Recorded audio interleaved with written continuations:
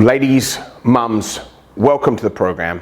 My name's Adriano, and I want to walk you through the 3 basic principles we have in order to help you lose your next 5 kilos. This is how I've helped hundreds of mums coming through my studio, and it's how I want to help you. Now, this is the basic 3-point framework that we have in order for you to achieve results. This is you here. This is our objective.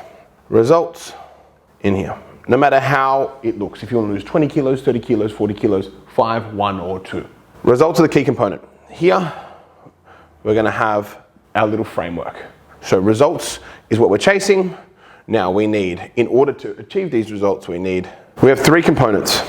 It needs to be sustainable, or you need to be able to adhere to it. It has a dietary component, which again, eating your diet, following a regimented diet, whatever that looks like for you, or a structured diet is going to get us results. Sustainability is going to get us results, and exercise is going to get us results. All of these things are crucial for you losing your next 5 kilos. How many days of the week are you able to train? That's a sustainability factor. Duration, years, that sort of stuff. So let's say if you want to lose 5 kilos, we're in here. Duration probably will take you anywhere from 3 to 6 months. 6 to 12 weeks. Sustainable based on our lifestyle. So if you've got a really poor lifestyle, or you want to live a certain lifestyle, to make this sustainable, those are the 3 things that you're going to have to focus on within that. The diet component of this, you're going to have your types of food. So some people really might like Middle Eastern flavored food. They might be Middle Eastern background.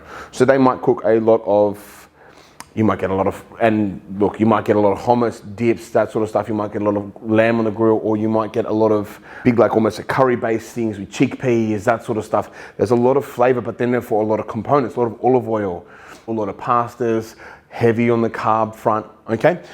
So types of food that you enjoy, and then nailing what they look like in moderation to achieve this diet component.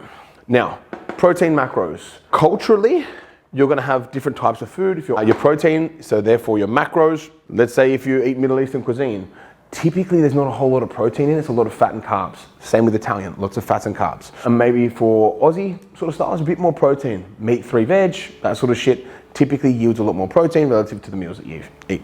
If we are having our 2.2 grams of protein per kilogram of body weight, we want to make sure that we are hitting our macros in an enjoyable way that we like. Let's say if we're just having, to get, for an average woman, 120 grams of protein a day, let's say you'd need about 600 grams of raw chicken breast, right? And you cook it obviously. But to hit your macros, you'd need 600 grams of raw chicken breast. Now, is that doable for you? I probably think not. So trying to hit our macros in a rounded way, that allows us again to fit our lifestyle, and that's where it kind of comes into this sustainability part, that sort of stuff, okay? Types of food, all that sort of stuff. Then, a bit of crossover here. So you've got your protein macros, and it has to be enjoyable. You have to have enjoyment stuff.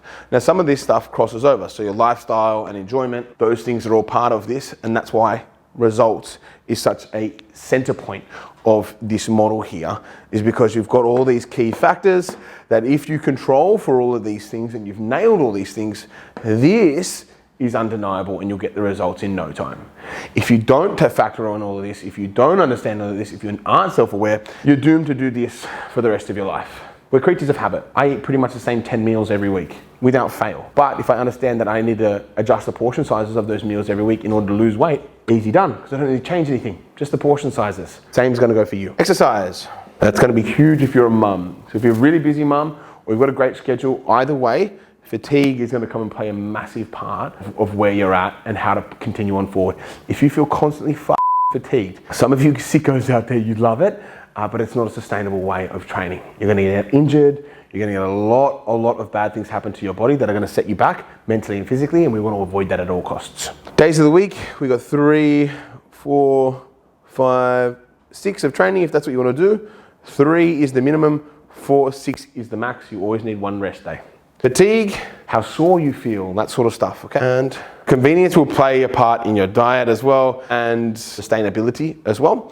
But if the exercise you enjoy, you're gonna look forward to going. So it's not gonna be hard for you to do. Just like the food, if you enjoy your food, it's not gonna be hard for you to want to eat like that.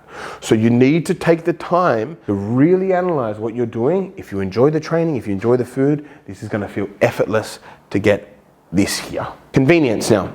If we are talking convenience, how close are you to the gym? Does it have a crèche for your kids? all that sort of stuff. Is the hubby happy with you training 2, 3, 4 times a week? That sort of stuff. Is the hubby or your partner happy with you training multiple times a week, which they should be?